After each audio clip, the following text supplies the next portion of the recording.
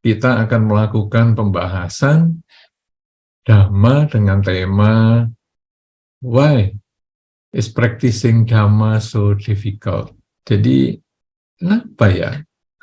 Melaksanakan Dhamma kok tidak mudah. Bahkan ada beberapa orang mengatakan, wah, saya lebih baik tidak usah belajar Dhamma banyak-banyak lah, daripada saya mengalami kesulitan. Atau ada juga orang yang mengatakan begini, misalnya kita sebagai umat Buddha kadang-kadang kan, umat Buddha yuk kita diwisuda menjadi upasaka atau upasika. Waduh, aku belum bisa jalani. Aku lebih baik jadi biasa-biasa saja, nggak usah upasaka upasika. Upasaka upasika adalah biasanya yang umat Buddha yang sudah mengucapkan tekad untuk menjalankan Pancasila Buddhis di dalam kehidupan sehari-hari. Pancasila Buddhis adalah tidak membunuh, tidak mencuri, tidak berzina, tidak bohong, dan tidak mabuk-mabukan di dalam kehidupan sehari-hari. Duh, sulit ya kalau jalani gitu. Lebih baik aku nggak usah jadi upasaka kalau laki-laki, atau nggak usah jadi upasika kalau perempuan. Atau kalau lebih maju lagi, mungkin di daerah-daerah tempat Anda berasal, kadang-kadang orang juga ditanya, mau nggak jadi pandita? Ya, saya katakan tempat berasal karena kita kesempatan ini kan diadakan acara oleh Indonesia Buddhist Community di Singapura. Nah, kadang-kadang Anda yang tinggal di Singapura kan asalnya dari beberapa kota di Indonesia. Nah, di Indonesia kalau kita sudah aktif di wihara, kemudian ditawari, ayo jadi upasaka upasika. Nah, tadi keberatannya, aduh aku belum bisa jalani dengan baik. Pancasila Buddhis belum bisa. Kalau sekarang sudah merasa, oh aku udah bisa nih sekarang. Kemudian beberapa orang atau beberapa lembaga menawarkan lagi, kamu kan sudah rajin ke wihara, sudah lama jadi upasaka, atau sudah lama jadi upasika, jadi pandita ya. Nggak berani sih, nggak berani. Ya, nah, dulu saya upasaka atau upasika saja saya terpaksa misalnya. Nah, jadi mereka menganggap dharma itu berat banget. Jadi saya sebagai umat biasa saja susah. Kemudian apalagi kalau saya jadi upasaka atau upasika lebih susah. Kemudian kalau saya jadi pandita, aduh nggak sanggup. Lah bagaimana kalau jadi biku? Wah tambah nggak sanggup lagi. Nah, jadi kita menganggap dharma itu sulit, susah dipraktekkan. Padahal, saudara-saudara, dharma ini sederhana sekali. Tidak sulit, karena dharma itu secara prakteknya, dia itu berlevel-level. Jadi, disesuaikan dengan kemampuan Anda. Pernah satu ketika, saya mendapatkan pertanyaan dari lingkungan umat Buddha yang kebetulan di pinggir pantai, kemudian dia dari turun-temurun, leluhurnya itu selalu menjadi nelayan. Sehingga dia mengatakan, aduh saya jadi umat Buddha sulit banget nih kalau mau mempraktekkan Dharma. Karena Dharma itu salah satunya adalah melaksanakan 5 sila. 5 sila, sila yang pertama tidak membunuh. Nah saya ini dari leluhur saya sebagai nelayan. Kalau saya tidak melaut, kan keluarga saya nggak makan. Nah itu menjadi problem. Kemudian ada juga yang mengatakan, Bante saya ini kan petani Bante. Jadi saya ini kalau padinya ada hama belalang, atau mungkin ada tikus, saya kalau jadi umat Buddha kan tidak boleh membunuh. Wah sulit ini, saya lebih baik tidak jadi umat Buddha. Nah, kemudian ada juga ibu-ibu mengatakan, Bante anak saya cacingan Bante. Tapi kan saya umat Buddha. saya nggak boleh kan membunuh. Jadi ya cacingnya saya biarkan. Bante, saya ini seorang dokter, Bante. Dokter kan kadang-kadang ya harus membunuh beberapa virus, beberapa bakteri di dalam tubuh seseorang. Nah kalau saya umat Buddha kan saya tidak boleh melakukan itu. Dan seterusnya, dan seterusnya. Malah, Bante, saya ini kan dokter, ada orang yang usus buntu, Bante. Kemudian bagaimana? Masa saya membedah dia? Membedah kan melukai. Melukai kan termasuk menganiaya. Wah, jadi banyak hal pertanyaan-pertanyaan seperti itu yang kesimpulannya mengatakan, aduh agama Buddha ini susah banget ya dilaksanakan. Nah, padahal agama Buddha ini bertahap. Pelaksanaannya tidak langsung sempurna. Dharma itu adalah pelajaran yang kita mencapainya, melaksanakannya itu secara bertahap.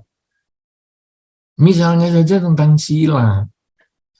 Ya, di dalam Dhamma, sila atau menjaga kemoralan ini adalah menjadi salah satu perilaku yang perlu kita lakukan di kehidupan sehari-hari. Misalnya tidak membunuh tadi. Loh kalau nelayan, kemudian petani, ibu rumah tangga yang anaknya cacingan, dokter, dan lain-lain, bagaimana ini? Nah, di dalam Dharma itu ada satu pengertian, kalau kita melakukan dengan terpaksa, maka nilai karmanya itu menjadi kecil.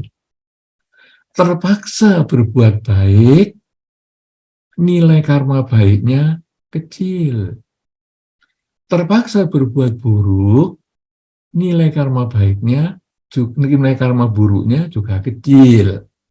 Jadi misalnya, apa yang membuat terpaksa berbuat baik? Misalnya saja, sekarang berada di dalam satu kumpulan, seperti di Dhamma Hall misalnya, atau di Dhammasala misalnya, pokoknya di dalam satu pertemuan, kumpul, kemudian setelah acara berlangsung, dilakukan misalnya saja kesempatan berdana. Nah, jadi ayo ini kebetulan ada kegiatan sosial, mari kita berdana misalnya. Nah, jadi kemudian orang-orang, oke, aku berdana segini, aku berdana segitu. Jadi orang-orang itu lingkungannya pada mau berdana semua. Nah, kita sebetulnya punya uang terbatas banget. Saya sebetulnya keberatan ini berdana. Jadi saya diam-diam aja lah. Tapi teman-teman lingkungan saya mengatakan, ayo, masa kamu nggak berdana? Kamu kan biasanya berdana dan seterusnya. Ayo berdana. Waduh, saya terpaksa nih, nggak enak nih. Ya sudahlah, saya berdana. Nah, jadi terpaksa berbuat baik itu adalah karma baik juga, cuman kecil nilainya karena tidak diawali dengan pikiran yang sempurna dalam berbuat baik. Jadi niat berbuat baiknya itu hanya terkondisi oleh lingkungan. Demikian pula ketika kejahatan. Jadi kalau sekarang melakukan kejahatan, kita tinggal di lingkungan pencuri misalnya. Ayo, nih kamu harus ngambil nih kamu. Kalau kamu ngambil berarti kamu adalah anggota geng kita. Kalau kamu nggak ngambil, berarti bukan anggota geng kita. Aduh, gimana ya daripada saya nggak diakui sebagai geng. Ya sudahlah, saya ngambil. Nah, terpaksa berbuat jahat. Ini juga karma buruk, tapi nilainya menjadi kecil. Nah, sehingga contoh ini kalau diterapkan di dalam contoh-contoh yang tadi sudah disampaikan, sebagai nelayan terpaksa melakukan penangkapan ikan, tidak ada pilihan lain karena di lingkungan itu hanya pekerjaannya seperti itu misalnya, untuk menghidupi keluarga, maka apakah itu karma buruk? Betul, tetapi kecil nilainya. Dibandingkan memang niatnya, wah memancing nih, dari kota besar, kemudian, aduh liburan nih, aku mau mancing ke laut misalnya. Ini karma buruknya jelas besar. Tapi nelayan, karma buruknya tidak sebesar itu, karena dia terpaksa melakukan. Demikian pula petani yang terpaksa harus melakukan pencegahan supaya hama tidak merusak tanaman padinya. Ini menjadi karma buruknya kecil karena terpaksa. Kemudian ibu yang anaknya cacingan, jelas itu terpaksa. Kalau ibu yang anaknya cacingan kemudian mengatakan, karena aku seorang umat Buddha, aku mengembangkan cinta kasih, belas asih, belas kasihan, maka aku akan memelihara cacing-cacing di perut Muna supaya cacingnya menjadi lebih besar, lebih sehat. Tidak apa-apa, anakku sakit-sakitan, yang penting cacingnya sehat. Ini jelas ibu yang tidak bijaksana. Nah, tapi kan membunuh karma buruk, betul, membunuh karma buruk, tetapi karena terpaksa, nilainya menjadi kecil. Karma buruknya menjadi kecil. Nah, kalau sudah karma buruknya kecil gimana? Ya perbanyak kebajikan, mengembangkan pikiran yang baik, mengembangkan ucapan yang baik, mengembangkan perilaku yang baik, sehingga karma buruk yang kecil tadi tidak lagi diulang-ulang, menjadi satu titik garam, satu sendok kecil garam di dalam satu gelas air yang cukup banyak airnya. Nah, sehingga kalau satu gelas air yang penuh ini, yang penuh air, kemudian kemasukan satu sendok garam, memang terasa ada sedikit asin. Tetapi kalau kita terus menambah air terus, tidak lagi melakukan keburukan, tidak menambah garamnya, maka lama-lama garam yang satu sendok itu tetap ada di dalam air, tetapi rasa asinnya menjadi berkurang. Nah, jadi ini sebetulnya adalah prinsip karma, bahwa ketika saya sudah melakukan perbuatan yang tidak baik, sebaiknya jangan diulang-ulang lagi di masa depan, tapi saya harus menambah kebajikan lagi dengan pikiran, ucapan, dan perilaku, supaya karma buruk yang sudah aku lakukan tadi menjadi kecil, tetapi perbandingannya dengan karma baiknya menjadi besar. Nah, inilah yang disebut segelas air dengan sesendok teh garam. Kalau segelas airnya ini menjadi 3 gelas, 5 gelas, 10 gelas air, maka sendok teh garam itu menjadi tidak terasa. Nah, ini sebetulnya adalah tahapan di dalam pelaksanaan dhamma, sehingga tidak bisa dikatakan sulit karena sesuai dengan kemampuan kita. Kemudian ada yang mengatakan, aduh, nanti selain melaksanakan sila, kalau memang caranya seperti itu, ya saya oke lah. Saya cobalah, saya mungkin ya, saya kadang sakit, saya sakit cacingan misalnya, ya saya minum obat cacing, ya kalau memang boleh, ya mungkin bagi saya mudah lah saya melakukan itu. Ya, kemudian kalau di rumah kebetulan ada banyak tikus dan lain sebagainya, kemudian saya berusaha mengatasi tikus-tikus tersebut ataupun nyamuk supaya anak-anak saya tidak digigit nyamuk yang mungkin berpotensi demam berdarah misalnya, saya kemudian bisa melakukan pencegahan. Ini saya mulai oke lah pelaksanaan sila. Tetapi meditasi susah, Bante. Meditasi itu saya kalau duduk diem tegak ini susah banget. Apalagi saya ini kebetulan sakit punggung, saya nggak bisa duduk tegak. Saya juga ambeien, saya nggak bisa duduk dengan lama. Gimana ini? Oh, santai aja. Meditasi itu adalah bagaimana kita melatih cara berpikir. Kalau Anda bisa duduk tegak, bagus, itu ideal banget. Tetapi kalau Anda tidak bisa duduk tegak karena punggung Anda sakit, atau kebetulan Anda mengalami penyakit sehingga Anda harus berbaring di kasur untuk waktu yang lama, nggak apa-apa, boleh berbaring. Atau kalau ada, karena kebetulan sudah lebih enakan, badannya tidak cukup berbaring saja, tapi bisa setengah duduk, ya oke, diganjel punggungnya ini dengan bantal, boleh. Apalagi kebetulan ambeien, ya sudahlah, tidak usah duduk di kursi, ya duduk saja di ban yang bulat itu seperti donat misalnya, ada lubangnya, boleh.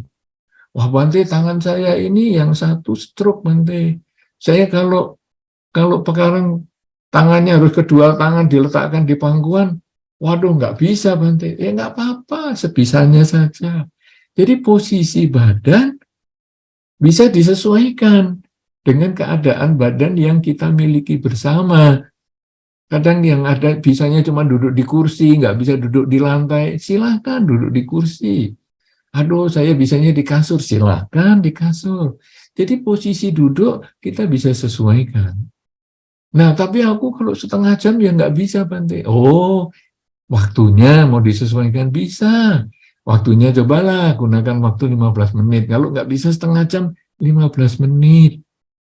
Nah, tapi kan ini anak saya kalau umurnya baru 7 tahun, 15 menit susah, Bante. Ya 5 menit saja lah. Nah, jadi kita itu bisa menyesuaikan dengan diri kita. Jadi jangan kemudian kita lihat, itu dia kalau meditasi bisa sampai 2 jam, 3 jam. Waduh, kalau aku nggak sanggup, aku 15 menit aja kesemutan. Semua orang juga kesemutan. Tetapi kalau tahan 15 menit saja, sudah dicoba, nanti lama-lama bisa. Lama-lama daya tahan tubuh kita terhadap kesemutan itu menjadi lebih kuat. Per 15 menit aja.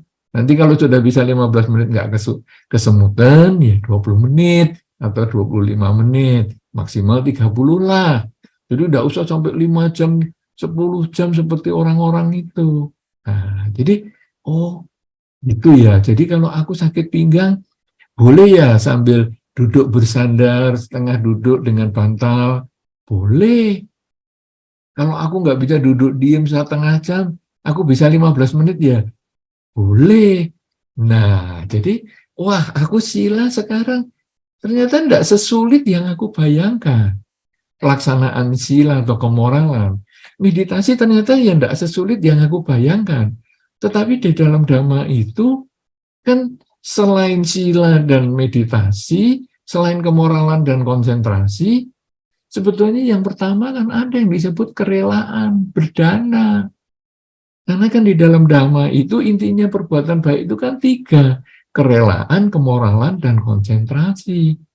Nah, aku tadi tidak berani menyinggung tentang kerelaan.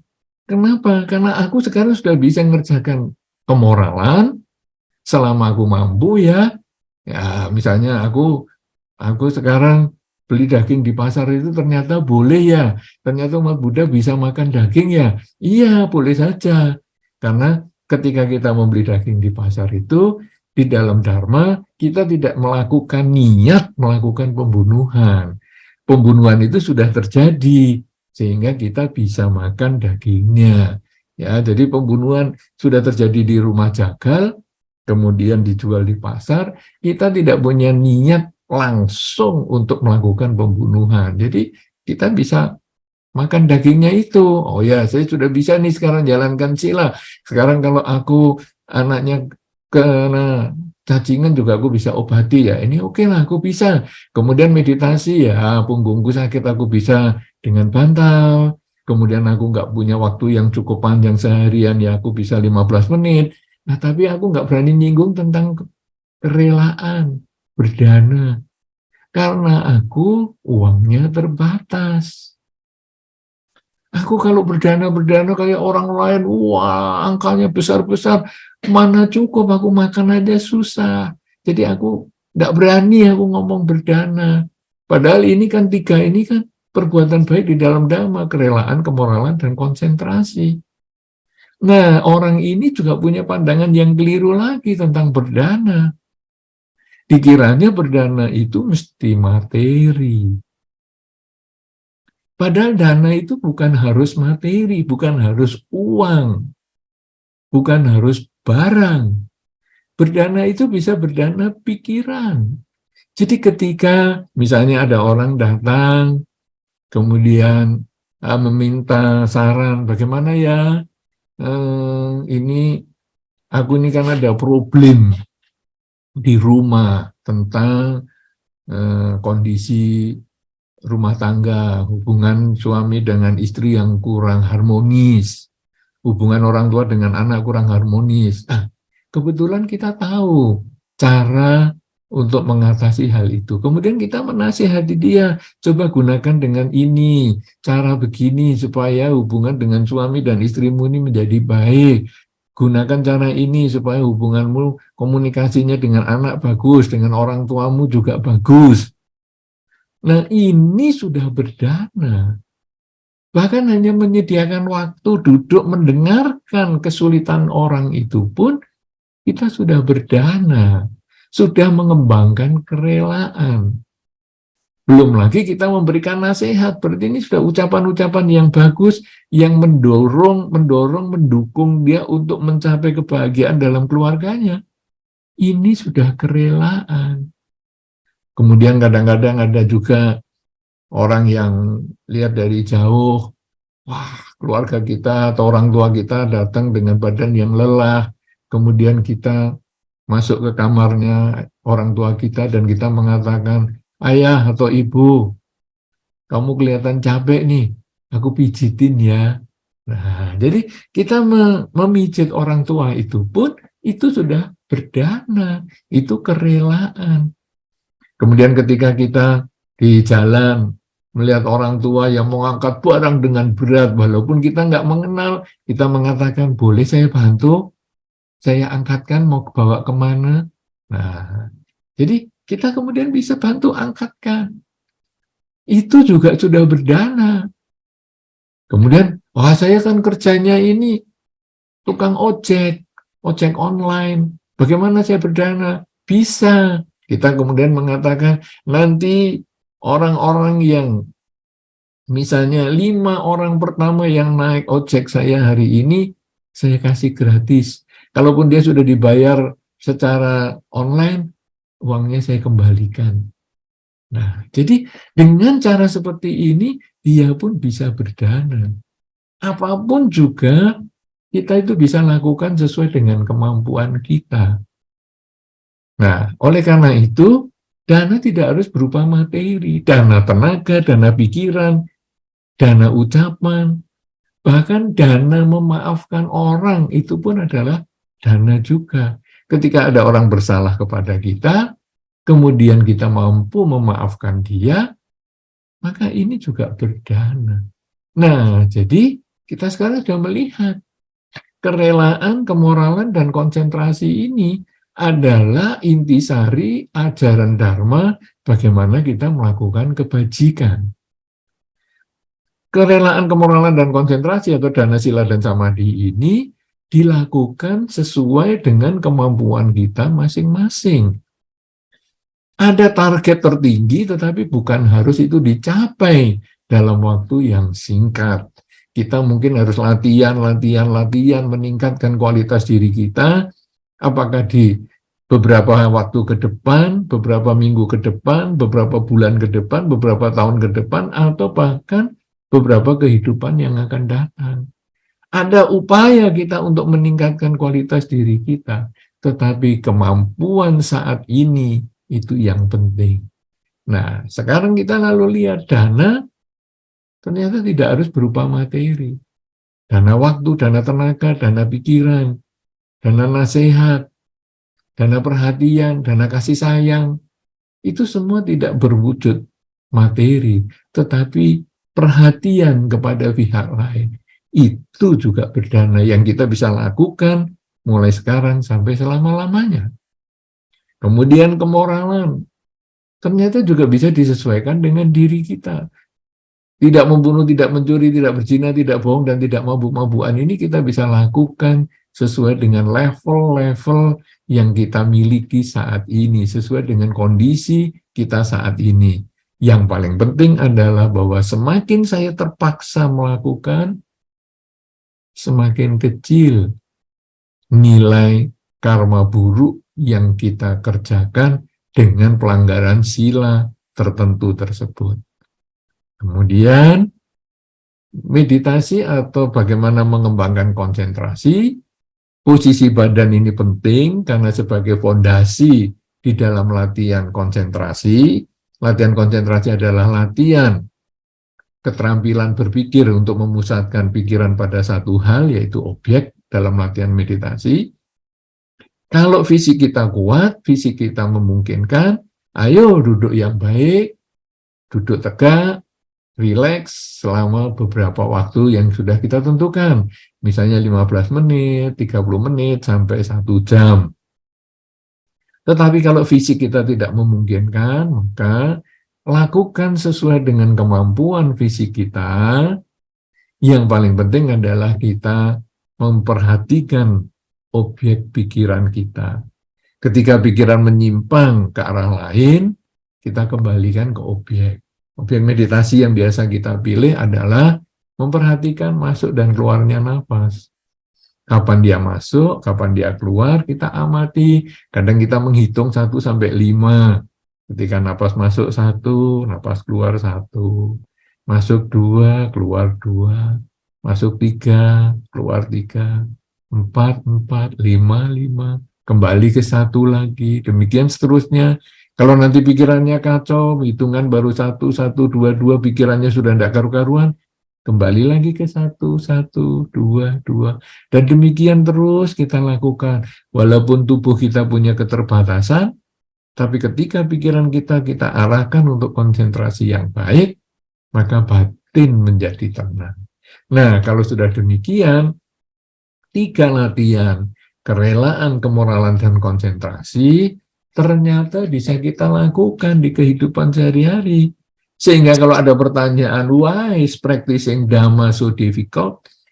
Itu sesungguhnya adalah karena kita belum memahami tahapan-tahapan seperti itu. Sehingga membuat kita merasa, Dhamma ini bagus, tapi aku kok susah ya menjalankan. Nah, tetapi ketika kita sudah memahami hal ini, kita bisa menyesuaikan dengan kehidupan kita sehari-hari, kondisi yang kita hadapi setiap saat, maka menyelesaikan latihan Dharma menjadi tidak sesulit yang kita bayangkan. Yang paling penting adalah dari 1000 langkah yang mau kita jalani, melangkah 1 langkah, itu sudah mengawali dan mengurangi jumlah 1000 langkah yang harus kita jalani. Kalau 1 langkah kita sudah mulai, kita akan bisa melangkah yang selanjutnya, dan akhirnya 1000 langkah akan tercapai. Pencapaian kesucian memang mungkin masih membutuhkan waktu yang panjang. Pencapaian kesucian dengan mengembangkan kerelaan, kemoralan, dan konsentrasi perlu waktu yang panjang. Tetapi kalau kita tidak mulai saat ini melangkah, menggunakan kesempatan untuk mengembangkan kerelaan, kemoralan, dan konsentrasi, maka kita tidak akan pernah mencapai titik akhir, titik tertinggi di dalam Dharma tersebut. Tetapi kalau kita sekarang mulai melaksanakannya, mengembangkan kerelaan, kemoralan, dan konsentrasi semampu yang kita bisa kerjakan saat ini, sesuai dengan kondisi kita saat ini, maka semakin lama kondisi yang mendukung itu semakin banyak, sesuai dengan kebajikan yang sudah kita lakukan. Sehingga semakin banyak kondisinya, semakin besar kesempatan kita untuk melangkah ke jenjang latihan yang selanjutnya dengan pengembangan kerelaan, kemoralan, dan konsentrasi yang lebih tinggi lagi. Dan akhirnya, suatu saat, entah di kehidupan ini maupun kehidupan yang selanjutnya, kita akan mencapai titik tertinggi di dalam pelaksanaan Dharma itu. Oleh karena itu, saudara-saudara, jangan kita mengeluh dengan bertanya selalu, why is practicing Dhamma so difficult? Tetapi marilah kita mulai sekarang juga, sehingga kesulitan apapun juga akan menjadi berkurang kalau kita sudah melaksanakan sedikit demi sedikit.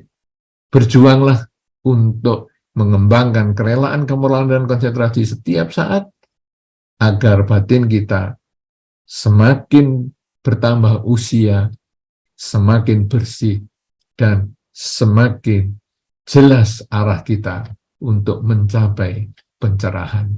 Saya kira demikian sebagai awal pembahasan kita di dalam tema yang demikian bagus ini. mudah-mudahan akan menginspirasi kita untuk bertanya yang lebih mendalam agar perjumpaan dalam kesempatan ini menjadi pembangkit semangat melaksanakan Dharma di dalam kehidupan kita sehari-hari. Saya kira demikian, saya kembalikan kesempatan kepada pemimpin kebaktian. Terima kasih.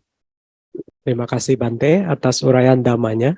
Mungkin saya mulai dulu Bante dengan pertanyaan yang telah saya ada.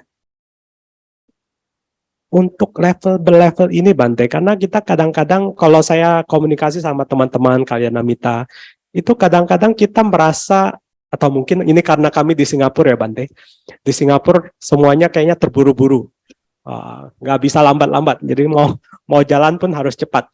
Jadi mungkin ada persepsi kayak, sekarang itu saya lahir sebagai manusia, ini kesempatan yang baik untuk membuat baik dan mencapai nibbana mungkin, dan belajar Dhamma secara baik. Jadi kadang-kadang itu kita terburu-buru, pengen hasilnya, kalau sudah beginner, mungkin besok tahun depan maunya langsung advance, nggak mau intermediate dulu. Nah, pertanyaan saya itu bagaimana kita tahu di level manakah kami berada? Jadi kalau kita tahu kan, oh saya itu masih beginner, ya santai dulu lah. Tapi kalau saya sudah masuk yang intermediate, oh berarti kita nggak boleh lengah. Kalau intermediate levelnya segini, jangan malah turun levelnya. Ya mungkin pertanyaan saya seperti itu Bante. Bagaimana kita tahu di level manakah kita berada? Ya, sebetulnya hal yang penting adalah yang tadi disampaikan, bahwa saya ini umurnya kan tidak panjang dalam kehidupan sebagai manusia. Saya kira 100 tahun ini jarang sudah kita jumpai ya, orang yang berusia 100 tahun. Jadi tadi kan sudah disampaikan, waduh umurnya, mumpung saya sebagai manusia harus berjuang. Betul, mumpung sebagai manusia kita harus berjuang. Berjuang itu yang penting adalah usaha yang keras, bukan ngurusi level. Jadi saya sekarang kemampuannya di mana saya berusaha keras. Ada satu ketika saya pernah melihat satu contoh, kenapa kijang itu sulit ditangkap oleh harimau.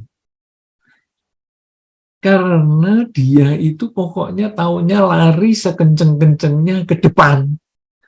Dia tidak noleh ke belakang, tidak noleh ke belakang. Karena kalau nanti noleh ke belakang, itu pasti ketangkep. Kenapa? Ketika dia noleh ke belakang, dia mau tahu jaraknya saya masih seberapa ya sama si harimau. Lah ini mengukur seperti itu, sudah membuang waktu. Makanya dia pokoknya saya ke depan lari. Nah, jadi pertanyaannya tadi, karena saya sudah lahir sebagai manusia, yang dikatakan di dalam Dhamma itu lahir sebagai manusia itu aja sulit sekali. Kesempatan satu makhluk terlahir sebagai manusia dari rentetan kelahiran kembalinya itu sulit sekali, butuh karma baik yang banyak. Sudah lahir sebagai manusia, bisa mendengar Dharma, ini ya sulit sekali. Nah, kalau sekarang kita sudah lahir sebagai manusia dan mendengarkan Dhamma, ya sudah, kita berjuang semaksimal mungkin. Masalah nanti level kita nggak usah ngurus, karena kalau sekarang saya misalnya levelnya itu sudah intermediate misalnya, kemudian kita mau santai-santai, tunggu dulu, temenku kan masih di awal ini, jadi biar aja lah, saya kan sudah di tengah, nggak ada kegiatan itu. Jadi pokoknya kita berjuang masing-masing. Nah, sehingga pertanyaannya, bagaimana kita tahu levelnya? Kita tidak perlu tahu level kita di mana. Yang penting, karena umur ini demikian pendek, hidup itu tidak pasti, kematian itu bisa pasti, dan bisa terjadi setiap saat. Saat ini saya hidup, tapi sore nanti belum tentu saya masih hidup. Maka sekarang saya harus berjuang. Saya tidak punya kesempatan menoleh ke belakang, tapi saya harus seperti kijang yang lari dikejar harimau, yang saya akan habiskan waktu saya Saya habiskan seluruh tenaga saya untuk berjuang, melarikan diri dari kelahiran kembali. Nah, bagaimana melarikan diri dari kelahiran kembali? Ya, mengembangkan kerelaan, kemoralan, dan konsentrasi semaksimal mungkin yang mampu kita kerjakan saat ini. Jadi, ukurannya juga justru dimensi waktu, bukan kualitas konsentrasi atau levelnya saya ini sampai di mana, bukan, tapi hidup saya itu sangat mepet, dimensi waktu saya itu sangat sempit. Jadi saya sudah tidak mikir lagi saya di level mana. Karena saya sekarang hidup, kalau nanti sore mati, saya baru noleh ke belakang, saya sudah kegigit, kena harimaunya itu. Jadi sekarang saya bisa lari, berjuang dengan kerelaan, kemoralan, dan konsentrasi semaksimal mungkin. Nah itu, jadi sudut pandangnya agak berubah, sudut pandangnya agak berbeda. Yang Anda tanyakan adalah level, berbicara tentang kualitas batin, tetapi saya berbicara tentang dimensi waktunya. Kita nggak sempat mikir kualitas karena waktunya terlalu pendek. Hidup ini hanya sekejap mata. Kalau Anda renungkan, misalnya Anda sudah berapa lama di Singapura, mungkin ada yang 3 tahun, 5 tahun, 10 tahun, atau bahkan lebih, Anda selalu renungkan waktu yang sedemikian banyak itu, atau yang sudah sedemikian panjang itu. Apa yang sudah saya lakukan? Kenapa begitu cepat sekali waktu ini berlalu? Ini yang sudah kita jalani. Dan yang belum kita jalani, bisa setiap saat kematian itu datang. Itu lebih mengerikan daripada hanya berpikir, level saya sampai di mana ya? Nah, ini jadi kalau boleh saya menjawabnya agak sedikit berbeda dengan yang Anda tanyakan. Mudah-mudahan itu bisa memperluas wawasan kita bersama. Nah, Terima kasih Bante atas jawabannya. Dan sekarang kami ada pertanyaan dari Dhamma Hall. Ya, mungkin ya dengan Leo bisa diperkenalkan dulu. Selamat siang Bante, Namo Buddhaya. Nama saya Leo di Singapura. Saya mau tanya, kalau misalnya tadi kan Bante bilang kita sebagai umat awam kan harus jalanin dana sila samadhi kan. Misalnya kita udah jalanin dhamma sila samadhi sesuai dengan kemampuan kita sekarang saat ini. Terus kita sebagai umat awam, apakah baik atau mungkin boleh, tapi apakah baik kita masih punya hobi, misalnya saya hobi jalan-jalan atau hobi main game, atau hobi nonton bioskop gitu. Apa sebaiknya nggak usah, diganti aja semua jadi meditasi aja gitu hobinya gitu Bante. Apakah itu salah punya keinginan seperti itu? Ya, terima kasih Bante. baik. Ya, inilah yang saya tadi sampaikan. Pelaksanaan dhamma itu sesuai dengan kemampuan kita. Artinya, ketika Anda masih punya hobi main game, Anda masih punya hobi olahraga, Anda masih punya hobi koleksi, misalnya barang elektronik, Anda masih suka koleksi mungkin apa hal-hal tertentu yang lain, silahkan saja. Ini kan kalau mungkin tadi kembali ke pertanyaan pertama tadi adalah, kan sekarang levelnya orang ini kan beda-beda. Nah, kemudian kita tidak bisa langsung level yang tertinggi. Lalu saya potongi semua, saya hobinya game, saya nggak mau lah, sekarang saya tidak mau pakai, malah pikiran tentang gamenya banyak sekali. Nah, sekarang level kita itu bermacam-macam, kemudian kita menempuhnya itu juga waktunya tidak sama.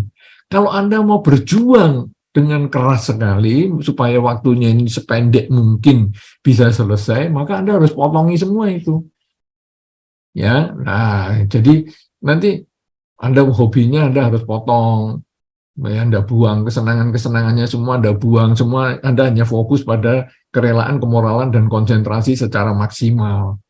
Nah, itu nanti bisa, mungkin Anda bukan lagi tinggal di rumah tangga, bukan lagi tinggal di masyarakat, tapi mungkin Anda sudah harus tinggal di sebuah wihara, menjadi biku yang khusus untuk fokus ke pelaksanaan latihan yang paling tinggi misalnya.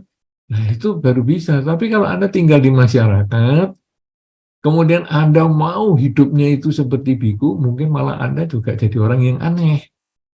Karena orang akan menganggap, loh, ini biku bukan, tapi kok kelakuannya kayak gitu. Malah ada teman-teman akan mengatakan, wah ini orang ini nggak asik ya, diajak main game nggak mau, diajak gini nggak mau, diajak ngobrol nggak mau, nggak asik. Kenapa? Karena ketika Anda tinggal di masyarakat, Anda punya kode etik, bahasa untuk pergaulan yang cocok dengan lingkungan Anda. Nah, jadi pelaksanaannya kerelaan, kemoralan, dan konsentrasi itu menjadi ada penyesuaian dengan tingkat tempat tinggal Anda. Misalnya Anda masih suka main game, ya sudah, saya main game. Tapi kalau dulu saya sampai 2 hari saya main game, mungkin sekarang 1 hari tinggal saya main game 3 jam misalnya. Nah, jadi saya batasi, saya pakai timer di HP saya atau di meja saya sudah saya sediakan timer. Ini saatnya saya main game 2 jam. Kemudian main. Atau Anda yang suka buka media sosial juga sama. Pengen mencapai kesucian tapi media sosial nggak pernah dilepas. Tangannya selalu nempel sama HP. Ya gimana juga. Nah, jadi sekarang media sosialnya juga dibatasi. Saya sekarang mau buka HP untuk melihat media sosial saya 1 jam. Batasi seperti itu. Sehingga Anda sebetulnya mengendalikan diri sendiri. Memang disebut sulit itu, ajaran Buddha itu kenapa? Karena kita mengalahkan diri sendiri. Itu tidak mudah. Mengalahkan orang lain mudah. Pegawai Anda misalnya, mudah sekali Anda kalahkan. Kenapa? Karena dia tergantung Anda dengan penghasilannya itu. Misalnya, ini, kamu kerjakan ini ya. Wah, kemudian bawahan Anda mengerjakan. Begitu selesai, salah nih, perbaiki. Ya, perbaiki. Anda bisa membuat orang lain menurut. Kenapa? Karena ada ikatan pekerjaan yang mungkin harus dibayar dan lain sebagainya, ada profesionalitasnya. Nah, tetapi ketika Anda mengatasi diri sendiri, tidak gampang. Suruh misalnya, ayo bekerja, aduh nanti aja ya masih ngantuk. Nah, ayo ini dipelajari, aduh nanti sajalah kapan-kapan aja. Nah, nanti kerelaan, kemoralan, dan konsentrasi juga sama. Ayo meditasi tiap hari. Aduh, saya nggak sanggup kalau tiap hari. Nah, jadi gimana ini tiap hari kalau nggak sanggup? 2 hari sekali lah. Nah, ya sudah, Anda jalani semampunya. Nah, kemudian, saya sanggup tiap hari, tapi saya nggak bisa meninggalkan game dan media sosial. Ya boleh, sekarang mampu nggak Anda batasi? Game dan media sosial 2 jam. Nah, jadi Anda masih jalani kehidupan sehari-hari, tetapi Anda mulai mengurangi kemelekatan. Kemelekatan pada hal-hal yang mungkin membuat Anda jauh dari kerelaan, kemoralan, dan konsentrasi. Ya, jadi pertanyaannya tadi, kalau punya hobi, salah atau tidak? Tidak salah. Tergantung Anda sendiri dengan waktu hidup yang demikian pendek. Ya, tadi kalau ditanya pertama kan kualitasnya. Saya tadi sudah tekankan tentang waktu hidup, dimensi waktunya adalah kalau kita sudah pendek begini, apakah kita mau menyia-nyiakan waktu untuk hal-hal yang mungkin bagi kita hanya untuk senang-senang saja. Ataukah senang-senangnya ini masih bisa, tetapi kita batasi waktunya, sehingga kita bisa melakukan yang lebih bermanfaat yang lain. Nah, dengan cara seperti itu, maka kita bisa mengendalikan diri, dan itulah kesulitan mulai kita bisa atasi satu demi satu. Karena kita sudah mulai bisa mengatasi kesulitan-kesulitan kita sendiri. Saya kira demikian, punya hobi boleh, tapi dibatasi. Ya, silakan kalau ada pertanyaan yang lain. Ya, baik Bante. Sebelum saya ke pertanyaan selanjutnya, mungkin reminder teman-teman di sini kalau mau nanya silakan angkat tangan. Ada chance khusus karena teman-teman yang lain cuma bisa ngetik di sini, bisa nanya secara langsung. Ya, saya ke pertanyaan di YouTube dulu Bante. Ini ada pertanyaan dari Regina Cahyadi di Sydney. Ini jauh-jauh ikut YouTube juga. Pertanyaannya, selamat siang Bante. Saya sudah memaafkan seseorang, tetapi saya masih tidak bisa berbicara atau berteman kembali dengan orang tersebut. apakah masih belum menjalankan kerelaan? Ya, ini pertanyaan yang bagus sekali, dan apalagi dari tempat yang cukup jauh juga. Ini satu hal yang menyenangkan kalau kita bertemu secara online begini, yang menjadi tren kita nanti di masa sekarang maupun yang akan datang, bahwa kita membuka selalu kegiatan-kegiatan yang bersifat online supaya bisa diikuti lebih banyak orang dari berbagai tempat. Nah, sekarang Anda itu tidak cocok dengan seseorang dan Anda sudah bisa memaafkan. Oh, bagus banget itu. Nah, tetapi ketika bisa memaafkan kok belum bisa ngajak ngomong? Enggak apa-apa. Setiap orang itu kan berbeda-beda, kemampuannya tidak sama. Daripada Anda berpura-pura baik, pada dalam hati jengkel, malah tadi yang sudah bisa memaafkan itu ketika orang tadi melakukan sesuatu yang tidak menyenangkan Anda, malah emosi Anda 2 kali lipat, 3 kali lipat dari sebelum Anda bisa memaafkan dia. Ini sama dengan tadi kerelaan. Kalau Anda tidak punya materi yang bisa Anda relakan, ya relakanlah dalam pikiran. Ya, dengan berpikir yang baik, bicara yang baik, dan berperilaku yang baik. Kalau sekarang meditasi Anda belum bisa, iya, sekarang Anda hanya mengulang aja kalimat semoga semua makhluk bahagia, misalnya dalam batin sesering mungkin.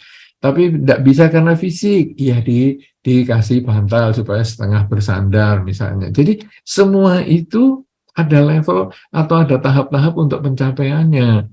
Nah, sekarang Anda belum bisa ngejak bicara dia, Anda belum bisa tersenyum sama dia. Minimal Anda tidak memikirkan dia secara negatif. Jadi, begitu mulai terpikir, aduh orang ini menjengkelkan ya, sudahlah, terserah dia lah. Pokoknya aku nggak mau komunikasi lagi sama dia. Itu sudah lebih bagus daripada Anda berpikir, orang itu menjengkelkan gini. Kita ini jadi tambah emosi. Sudah tidak ketemu dia berhari-hari, tidak ketemu dia berminggu-minggu, tetapi pikiran kita tetap mikiri dia dengan emosi dan batin kita tetap bergolak dan benci sekali kalau mikirkan dia. Nah, ini parah yang seperti itu. Tetapi Anda sudah bisa memaafkan, jadi sudah tidak ada kebencian sama dia. Wah, sudah bagus itu. Tapi belum bisa ngomong, nggak apa-apa. Belum bisa saya jumpai langsung, senyum sama dia juga nggak bisa, nggak apa-apa. Jadi Anda tinggal sudahlah, orangnya duduk di sana, aku lewat yang lain aja lah. Tapi aku sudah nggak benci sama dia. Nah, nanti tahapnya ini ketika Anda makin sudah bisa nerima dia sebagaimana adanya, mungkin nanti Anda hanya bertemu, kemudian senyum mungkin, kalau tahap itu sudah nyampe ya, belum hari ini, sudah bisa senyum, kemudian orang itu mau ngajak ngomong, kita, maaf ya, saya masih ada kesibukan yang lain. Nah, kemudian kita pergi ke tempat lain, jadi tadi tidak bisa berbicara dengan dia, itu benda apa-apa. Sampai satu ketika nanti kita lebih meningkat lagi, penerimaan kita, batin kita menjadi lebih tenang, dan mungkin nanti kita bisa ngomong-ngomong sebentar, kemudian kita pergi. Nanti lama-lama kita bisa ngomong-ngomong dengan lebih banyak, seperti semula, tapi kita sudah menjaga. Jangan sampai saya terkena lagi masalah seperti dulu lagi. Itu biar aja kita jalani secara alamiah. Yang penting pikiran kita jangan negatif sama dia lagi. Sudah bisa memberikan maaf itu sudah bagus. Karena kalau kebencian ini kita simpan sampai kematian datang, maka yang menderita diri kita. Karena nanti di hidup ini aja kita sudah nggak suka ketemu sama dia. Kebenciannya ini, ketidaksukaannya ini kita simpan sampai kematian datang. Mati, hidup lagi, lahir lagi, ketemu dia lagi. Karena cinta dan benci itu selalu mempertemukan. Dewa Data dan Pangeran Siddhartha selalu ketemu di banyak kehidupan dan sering bermusuhan mereka, atau bahkan selalu bermusuhan. Sebaliknya cinta juga selalu mempertemukan. Yasodhara dengan Pangeran Siddhartha juga ketemu di banyak kehidupan dan selalu menjadi suami istri. Nah, cinta dan benci ini ngumpulkan. Saya kalau tidak suka sama dia dan saya kemudian memelihara kebencian saya, ketidaksukaan saya ini sampai saya mati, saya kumpul lagi dengan dia. Tapi kalau saya suka sama seseorang dan saya pelihara kesukaan saya itu, saya maintain, saya rawat kesukaan saya itu dengan baik, maka di kelahiran kembali saya juga akan ketemu dengan orang-orang yang saling menyayangi. Nah, dengan memahami seperti itu, rasa bahagia, rasa suka saya bisa tumbuhkan, saya kembangkan, saya rawat, saya jaga. Rasa kebencian, saya mulai hindari, saya mulai lenyapkan, saya mulai tidak pikirkan, saya netralkan, sehingga saya lahir kembali. Saya tidak mau ketemu dengan orang-orang yang tidak saya sukai itu. Saya hanya ketemu dengan orang-orang yang saya sukai, yaitu dengan mengurangi kebencian dan menambah kebajikan. Ya, jadi tidak masalah kalau Anda masih belum bisa memaafkan. Waktu untuk ngajak ngomong, misalnya Anda bisa maaf di dalam batin, tidak masalah.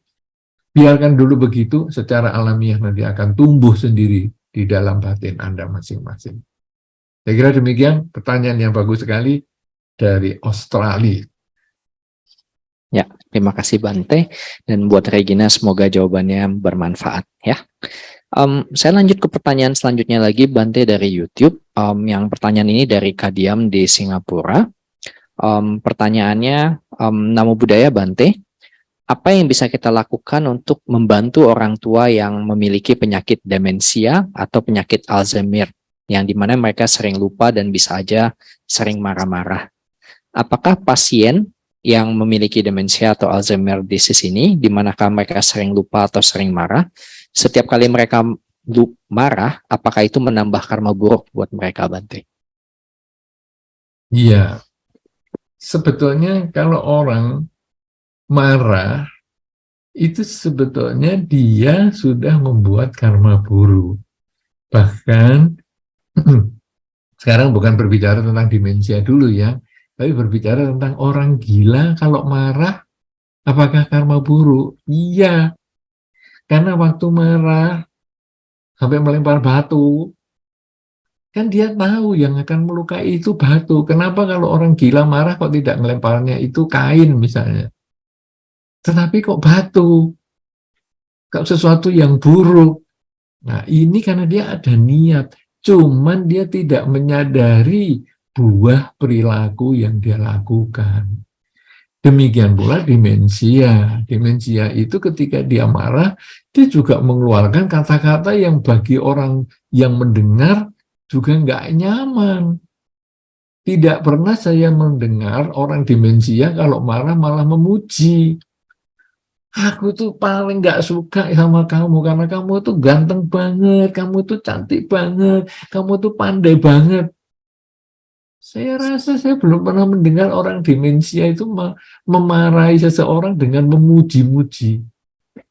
Tapi yang ada justru ya memaki-maki. Nah, kalau sudah demikian bagaimana? Dia sudah bikin karma buruk orang demensia. Cuma dia tidak menyadari buah karma buruknya. Atau mungkin memang dia tidak mengerti bahwa kemarahan itu bisa menimbulkan karma buruk. Itu dia tidak mengerti juga bisa. Karena kita pun yang berkumpul di sini, kita pun yang mendengar dan sudah tahu bahwa marah itu adalah karma buruk karena pikiran berdasar kebencian, kita pun masih marah-marah. Ya, Anda mungkin masih ingat kemarahan yang terakhir kapan yang Anda lakukan. Nah, mungkin Anda masih ingat itu. Apalagi orang demensia yang sudah nggak ingat. Ya, pastilah dia masih keluarkan kata-kata yang paling menyakitkan. Jadi itu karma buruk sudah. Nah, sekarang pertanyaannya adalah bagaimana membantu mereka. Sebetulnya membantu ini agak sulit ya, karena kalau sudah terlanjur demensia, sudah terlanjur tidak bisa berpikir dengan mudah, ingat dan lain sebagainya, ini agak sulit. Cuman kita kalau mau menjaga supaya diri kita itu tidak gampang demensia, kita ini harus melatih konsentrasi mulai sekarang. Ketika kita masih ada kesempatan seperti hari ini berlatih konsentrasi dengan baik, mengembangkan kesadaran dengan baik, sehingga kesempatan untuk tidak demensianya menjadi lebih panjang. Tapi bagi yang demensia, mungkin diadakan pendekatan yang lebih baik atau bimbingan atau pendampingan agar ketika dia sedang emosi, kita mengingatkan dia. Jadi mungkin ada satu masa-masa tertentu yang dia bisa diajak ngomong, kemudian kita kasih masukan bahwa kemarahan itu sebetulnya merugikan diri sendiri, karena yang kamu marahi sebetulnya adalah pikiran yang kamu tidak bisa terima tentang dia. Ini memang sudut pandang yang lain ya. Jadi begini, misalnya saya marah kepada seseorang yang omongannya tidak menyenangkan, atau saya marah dengan seseorang yang berperilaku yang tidak baik. Sebetulnya yang kita marahi itu adalah diri kita sendiri. Kenapa? Karena diri kita yang tidak siap menerima dia sebagaimana adanya. Jadi kita berharap ukurannya kalau kamu itu jangan ngomong seperti itu. Ukurannya saya kalau kamu itu jangan berbuat seperti itu. Kenyataan kamu ngomong gitu dan berbuat seperti itu. Aku merasa kecewa karena kamu tidak sesuai dengan ukuran yang saya miliki. Nah, itulah kemarahan. Jadi kemarahan itu ketidakmampuan seseorang menerima kenyataan yang berbeda daripada yang dia inginkan. Nah, sekarang kalau kita melihat orang salah, apakah saya diam saja? Kita tidak diam, tetapi kita memberikan nasihat pada kesalahannya itu. Karena kesalahan itu sudah lewat pasti. Misalnya dia memecahkan gelas, sudah itu kita mau marahi apapun, gelasnya sudah tidak bisa utuh lagi. Tetapi kita hanya menasehati supaya dia lebih hati-hati dan di masa depan tidak diulang. Kalau kita marah pada gelas yang pecah itu tadi, maka kita sebetulnya marah dengan pikiran kita sendiri, yang keinginan kita sendiri yang tidak tercapai, bahwa gelas itu mestinya tidak pecah. Mestinya kamu bisa mengurus gelas itu sampai tidak pecah. Kenyataannya pecah, berarti saya tidak bisa menerima kenyataan itu. Itulah kemarahan. Nah, jadi sekarang orang demensia ketika dia masih tenang ataupun pas nyambung diajak ngomong, kita bisa nasihati bahwa kamu itu marah itu kan sebetulnya memarahi ketidakmampuanmu menerima kenyataan. Tapi kalau itu sudah sulit karena dia sudah tua dan lain sebagainya, paling kalau marah ya kita ingatkan, kita tepuk badannya, kemudian kita ngomong yang lain. Apalagi kalau dia sudah demensia, kemudian kita tepuk, kita ngajak ngomong yang lain, mungkin dia sudah lupa dengan kemarahannya itu. Supaya kita tidak mengkondisikan dia marah jangka panjang. Misalnya dia ngomel 15 menit, ya baru 5-10 menit kita sudah ajak cerita yang lain, supaya dia terbelokkan untuk bisa berpikir yang lebih baik daripada dia tenggelam di dalam kemarahannya itu. Tetapi memang ini sulit, ya, karena sudah terlanjur mengalami demensia. Tetapi yang bisa kita lakukan sebetulnya adalah menjaga diri kita masing-masing, jangan sampai mudah demensia, dengan menjaga kesadaran lebih awal, yaitu mulai sekarang sampai selama-lamanya selalu sadar saat ini saya sedang apa, sedang berpikir, sedang berbicara, sedang duduk, sedang melakukan apa. Nah, kemudian selain itu juga kita lebih fokus berlatih meditasi pagi bangun tidur, malam mau tidur, minimal 15 menit pagi, 15 menit malam, atau setengah jam pagi, setengah jam malam, sehingga waktu kita untuk demensia itu menjadi tertunda untuk waktu yang lama. Ya, saya kira demikian.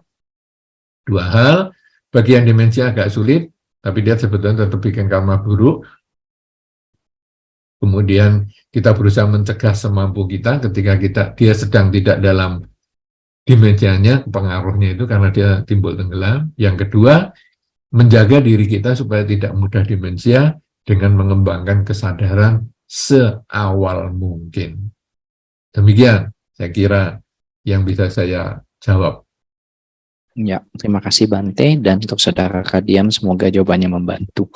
Bante, mungkin saya mau nambah untuk kait ke ini. Kalau misalnya hal yang sama diarahkan ke anak kecil, Bante.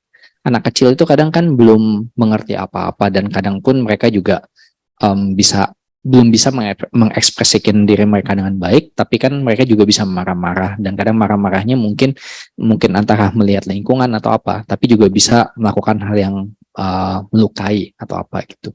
Nah, untuk anak-anak itu apakah hal yang mereka lakukan itu termasuk dalam pemupukan karma buruk, atau misalnya ke depannya bagaimana caranya agar kita bisa mengajarkan mereka dari kecil untuk bisa berlatih moralitas, konsentrasi, dan bisa memiliki kebijaksanaan gitu, Bante.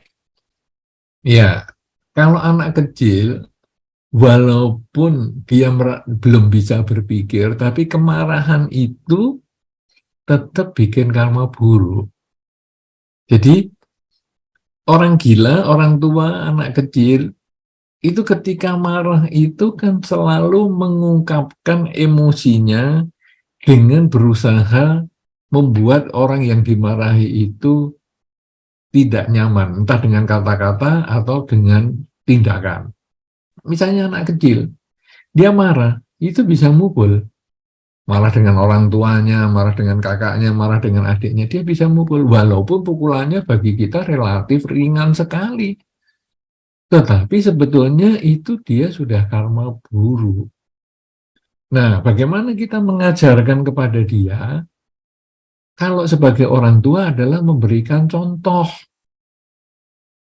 Mereka itu kadang-kadang belajarnya bisa dari karma lampaunya, memang anak yang kasar, anak yang pemarah, bisa dari karma lampau, jadi itu bawaan kelahiran.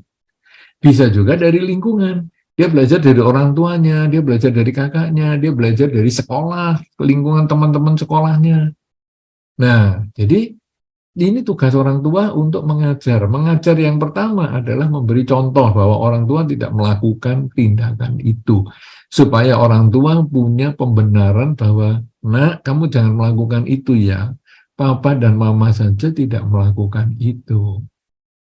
Nah, ini supaya mereka menjadi ada contohnya. Iya ya, papa mama ini selama ini tidak pernah melakukan kemarahan sampai seperti itu.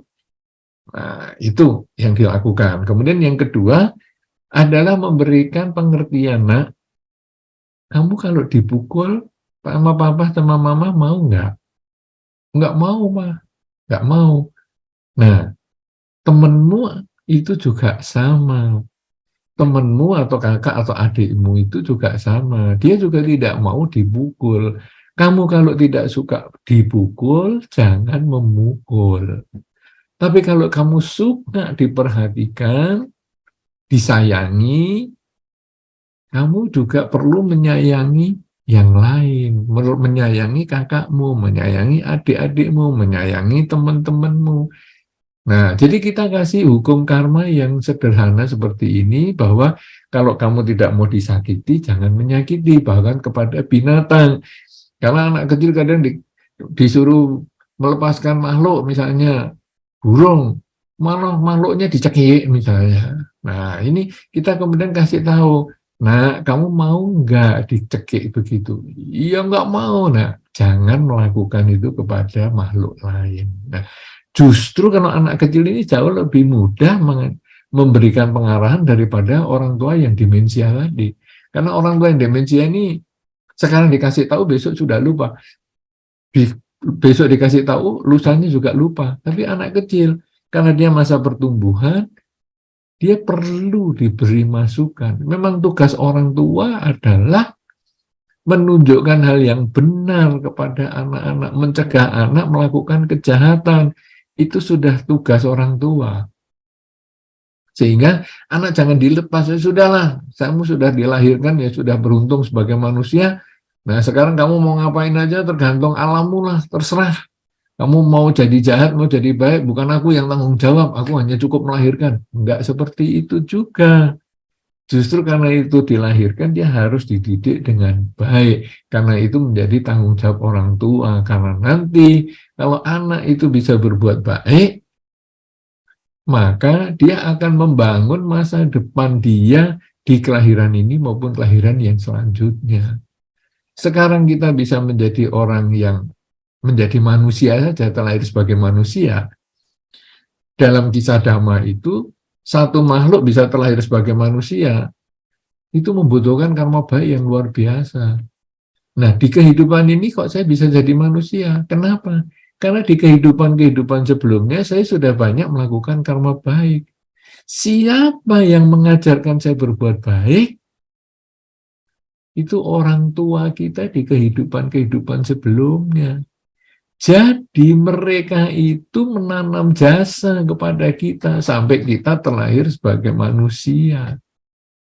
Nah, sekarang kita juga harus berbuat jasa kepada anak-anak itu supaya dia di kehidupan ini banyak berbuat baik agar di kehidupan mendatang dia terkondisi terlahir kembali sebagai manusia dan mengenal dharma. Jadi itu tugas kita sebagai orang tua. Beri contoh yang baik, ucapan, baik berperilaku, baik cara berpikir kepada anak-anak. Karena dengan satu contoh, itu akan melebihi ribuan nasihat. Kemudian yang kedua, beri masukan kepada anak-anak secara langsung, agar dia jangan suka marah, jangan suka membenci, jangan suka dikendalikan emosi dengan hukum karma yang sederhana, bahwa kalau kamu tidak mau disakiti, jangan menyakiti makhluk lain, orang lain. Kalau kamu ingin disayangi, mulailah dengan menyayangi orang lain, menyayangi makhluk lain. Itu yang menjadi hal yang penting untuk menghadapi anak-anak yang masih kecil, yang marah, dan bagaimana cara mengajarnya. Silakan. Ya, baik Bante, terima kasih. Mungkin di Dhamma Hall teman-teman ada yang mau nanya? Belum ada di sini? Ya, mungkin saya mau bertanya lagi, Bante. Ya, ini lebih ke, karena kan kalau kita bilang, tadi kita ngomong tentang dimensi waktu, Bante. Jadi kalau waktu kan selalu ada masa lalu, masa sekarang, masa depan. Tapi kebanyakan dari kita mungkin yang kita takutkan itu masa depan.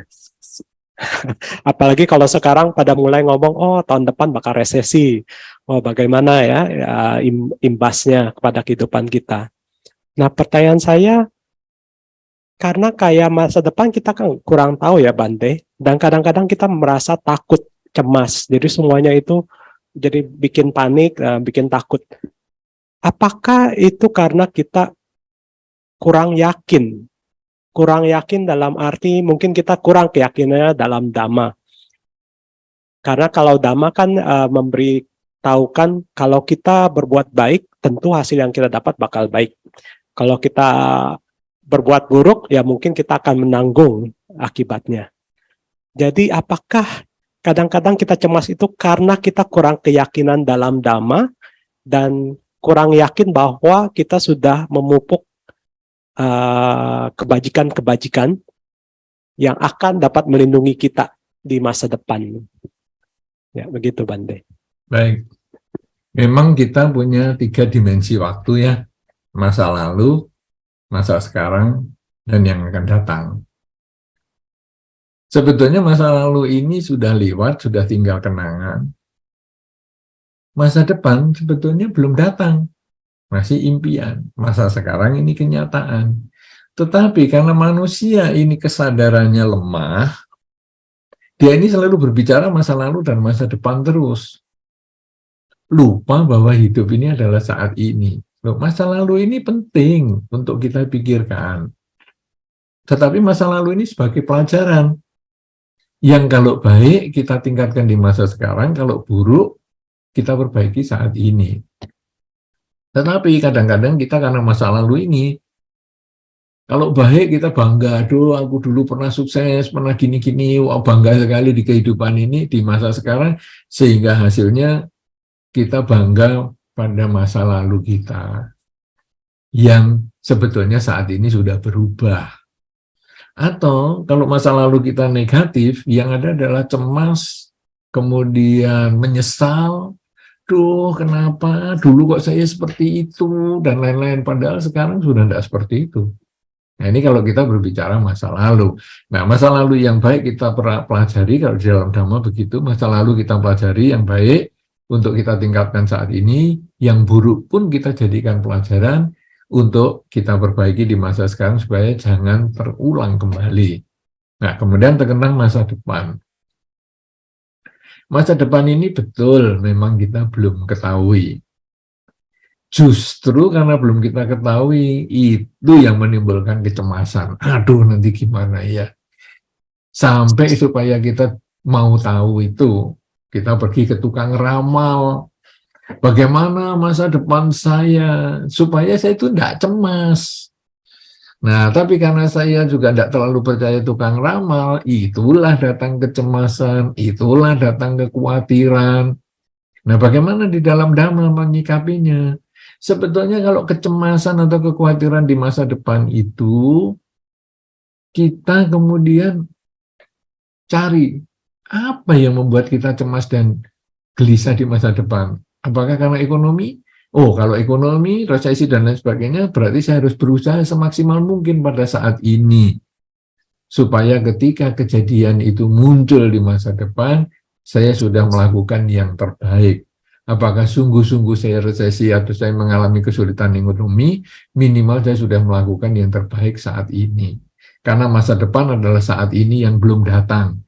Yang saya harus perbaiki saat ini, sampai masa depan itu nyampe waktunya, inilah yang sudah saya lakukan yang terbaik. Nah, tetapi kalau saat ini, di masa depan itu ada hal-hal yang membahagiakan, kadang-kadang itu menjadi lamunan yang menyenangkan, imajinasi yang menyenangkan di saat ini. Padahal kalau itu membahagiakan, kita juga cari sebabnya untuk kita mulai saat ini. Melakukan yang terbaik supaya pada masa yang waktu yang akan datang itu nyampe, hal yang membahagiakan itu nih melebihi daripada yang kita pikirkan.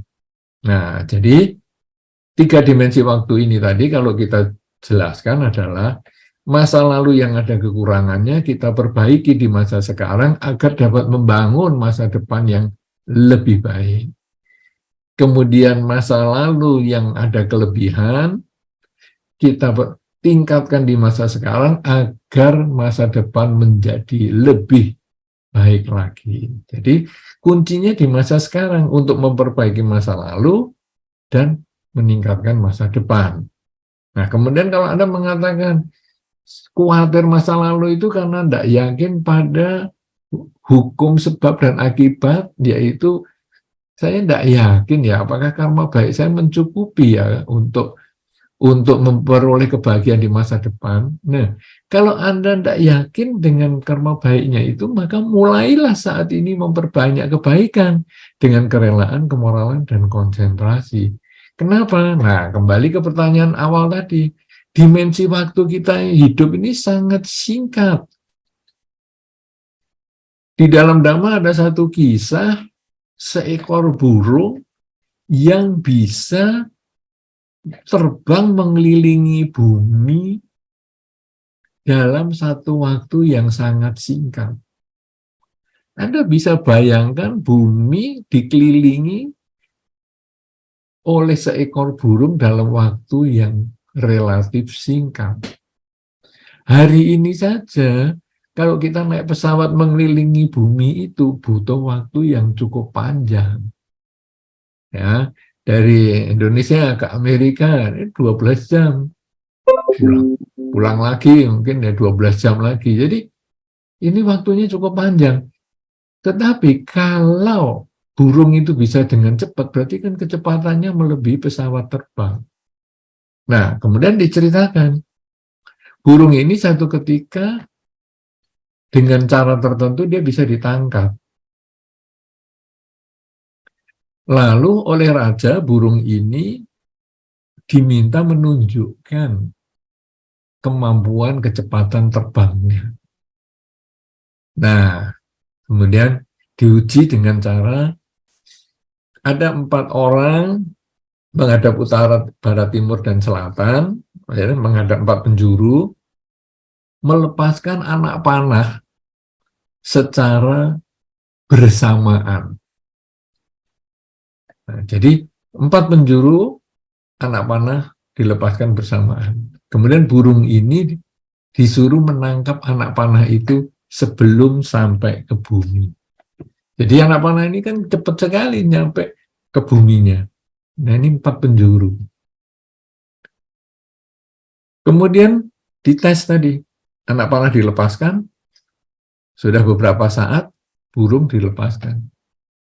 Burung yang terbang kecepatan tinggi ini langsung dari utara, timur, selatan, barat, balik ke utara lagi, bisa menangkap anak panah tersebut keempatnya sebelum nyampe ke bumi. Jadi kita bisa melihat kecepatannya seperti itu. Karena dia memutari bumi saja dia bisa. Kemudian rajanya mengagumi, wah kecepatanmu tinggi banget ya terbangnya.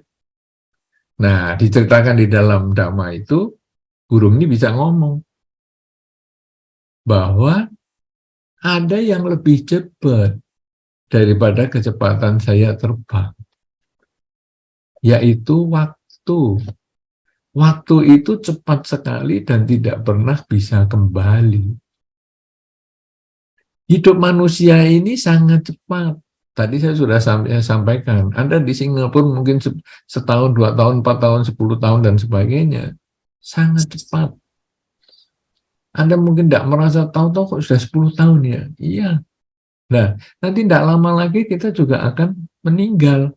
Nah, sekarang kita tidak tahu kapan meninggal, tapi yang tahu kita adalah saat ini saya harus melakukan yang terbaik dengan pikiran, ucapan, dan perilaku. Sehingga kalau malam ini saya meninggal, inilah yang saya sudah bisa lakukan yang terbaik. Saya nggak perlu cemas, nggak perlu takut, karena ini yang sudah maksimal yang saya bisa lakukan. Orang yang cemas dan takut itu, seperti yang memang Anda sampaikan tadi, adalah orang yang kurang yakin dengan kelakuannya dia sendiri.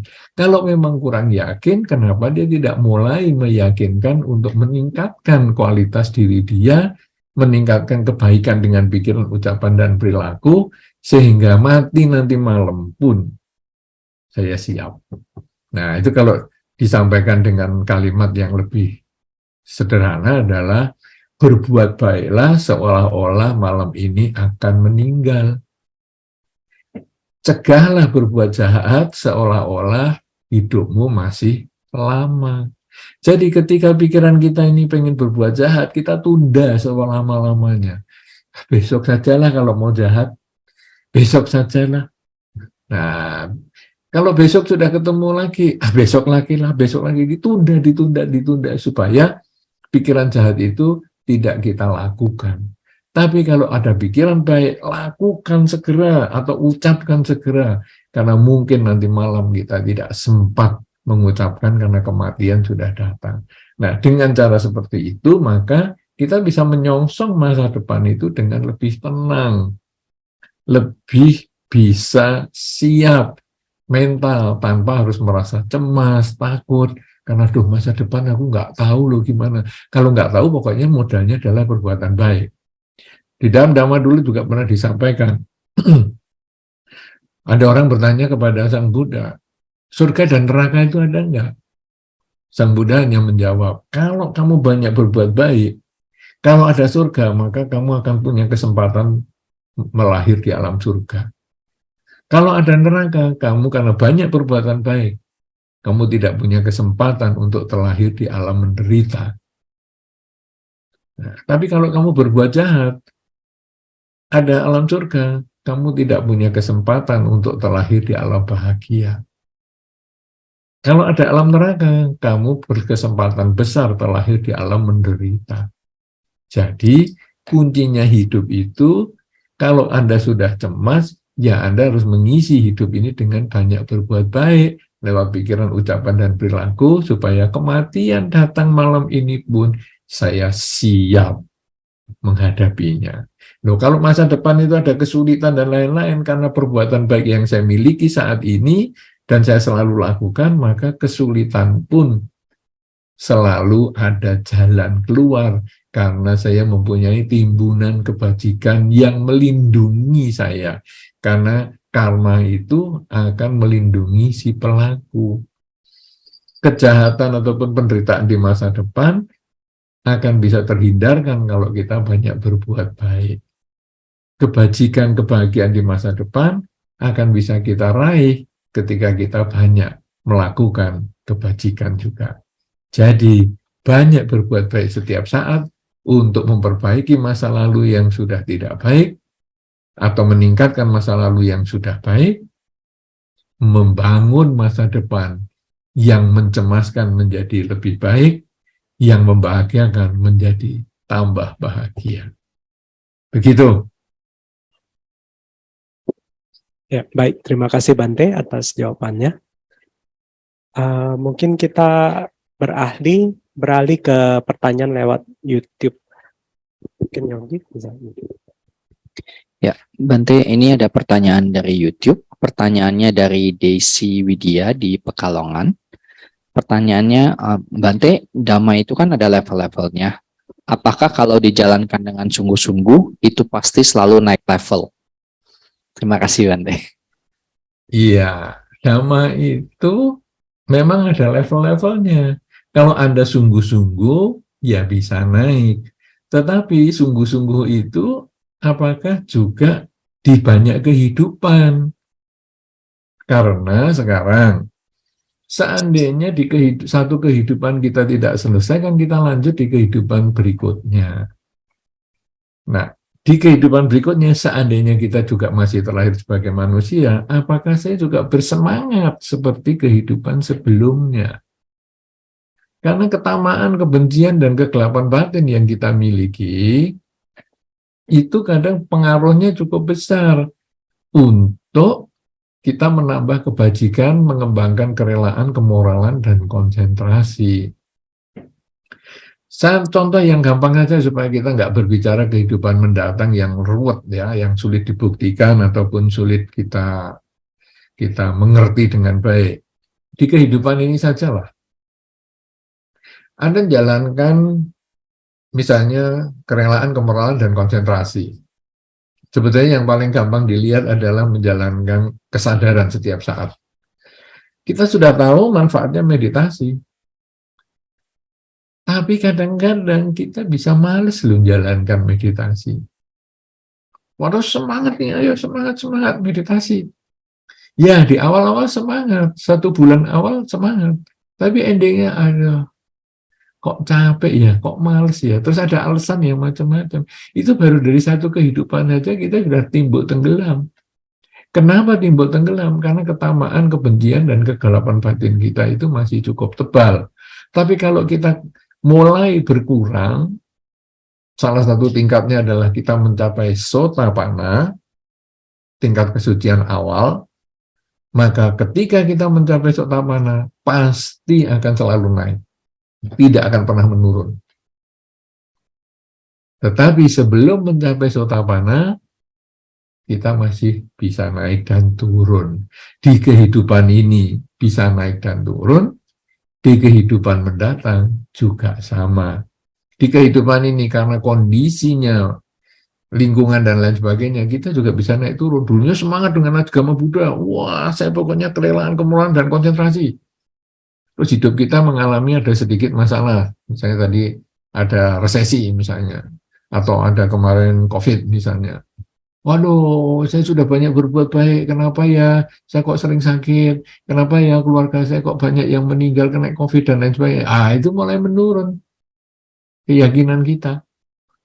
Padahal di kehidupan yang sama ini, nanti kemudian, wah sudah, semuanya sudah selamat semua, sehat semua, wah kita naik lagi.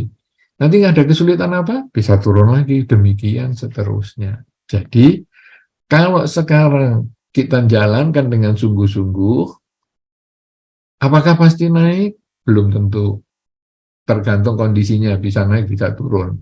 Tetapi ketika kita mencapai sotapanna, salah satu tingkat kesucian awal, itu yang pasti naik. Di kehidupan ini, di kehidupan mendatang, dia pasti naik.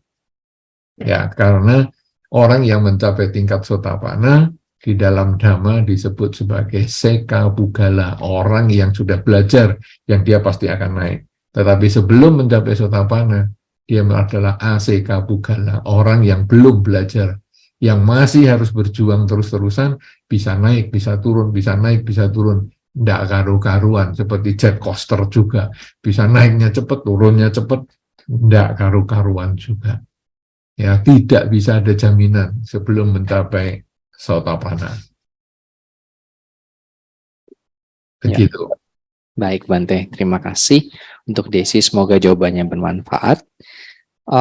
Bante, mungkin karena waktunya sudah 3:45, saya masih punya satu pertanyaan di sini. Apakah boleh mungkin kita lanjutkan sampai jam 4 Bante, waktu sini? 15 menit. Silakan. Ya.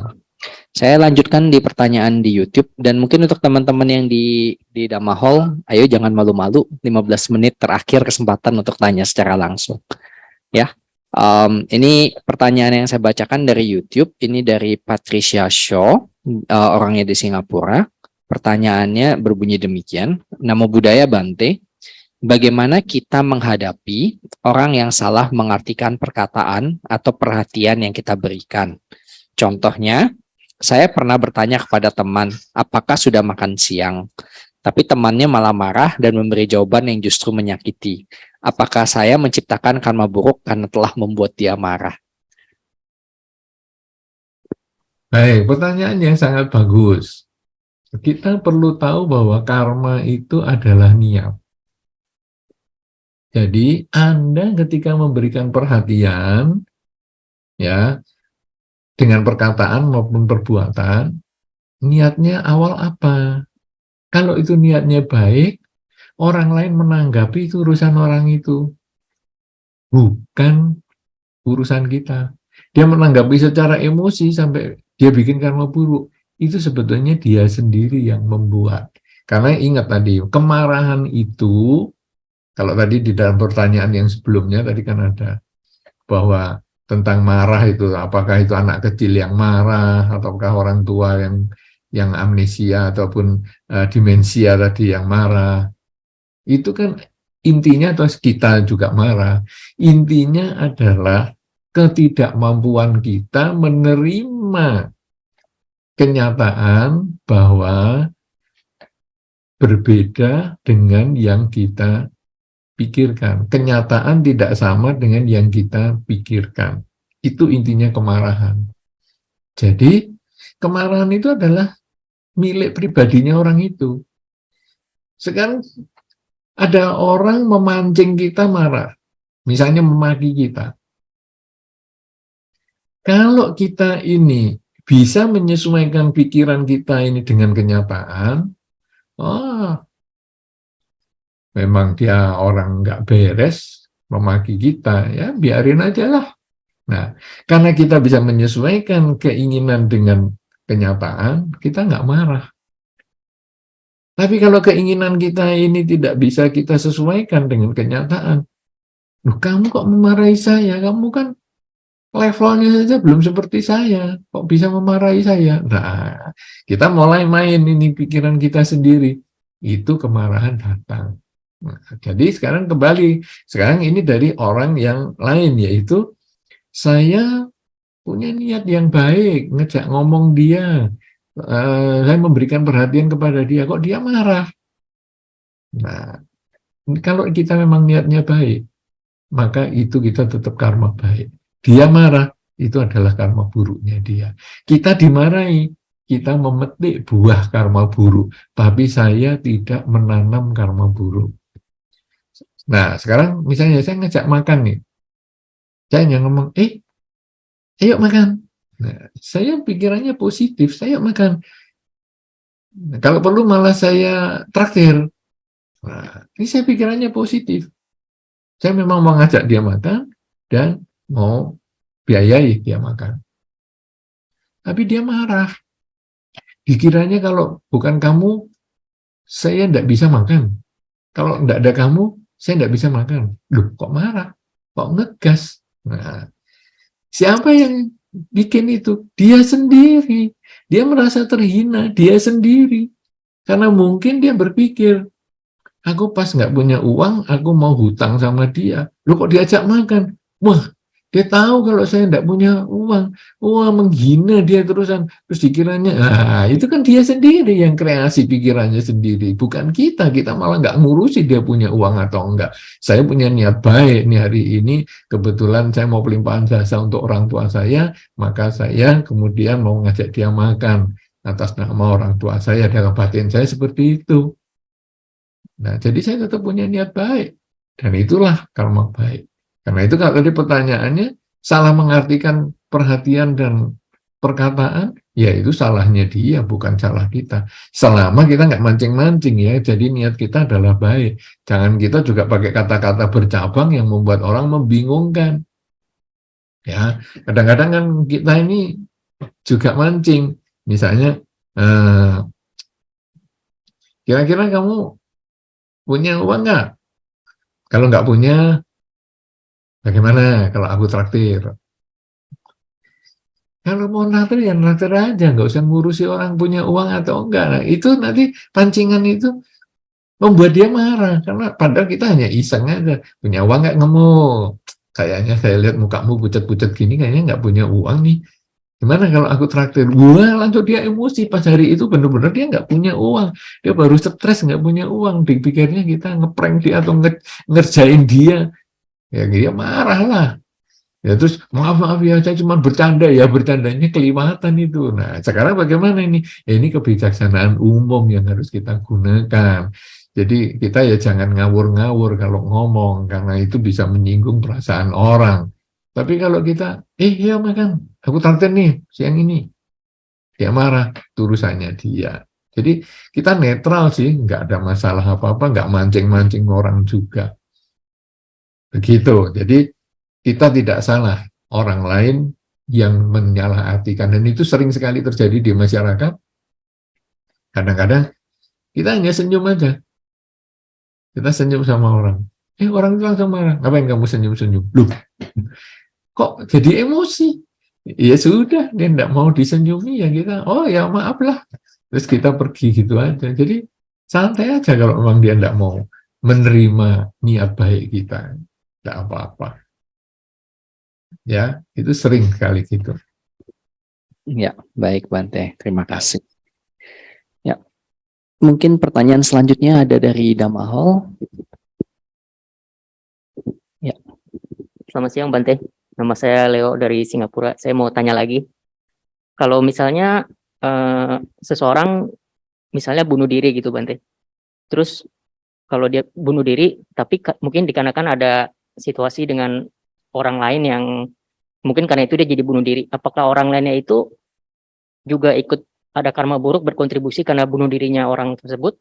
Atau misalnya kalau yang bunuh diri tiba-tiba terus lahir jadi hantu, terus menghantui orang yang satunya, itu kan repot juga Bante. Misalnya contohnya, misalnya bos pecat karyawan gitu, terus karyawannya bunuh diri gitu. Apakah bosnya ini salah atau ikut berkontribusi? Apalagi kalau sampai dihantui. Terus misalnya contoh lain, kalau misalnya cowok sama cewek gitu pacaran, terus satu diputusin terus bunuh diri, itu gimana Bante? Apakah ada kontribusi karma buruknya? Terima kasih Bante. Iya,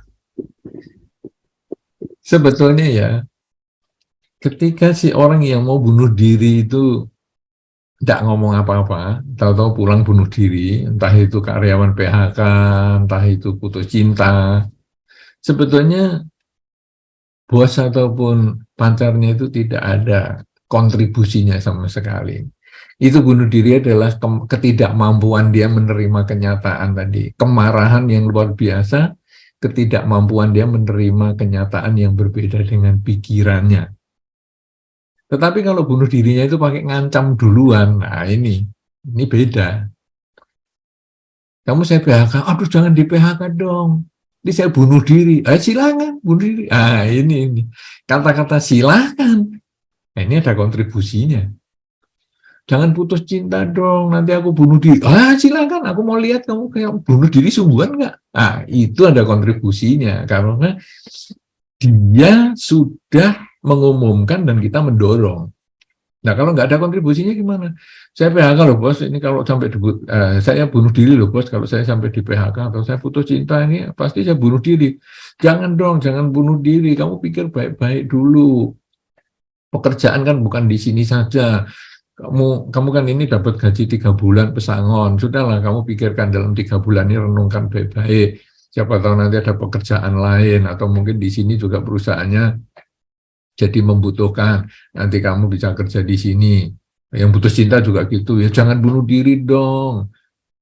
Kan lawan jenis itu kan banyak, kamu buka mata saja kan sudah ketemu lawan jenis yang banyak tuh di masyarakat, kamu tinggal pilih mana yang cocok dengan kamu. Masa di dunia cuma satu saja. Nah, jadi kita sudah menetralisir, tapi dia pulang bunuh diri sungguhan.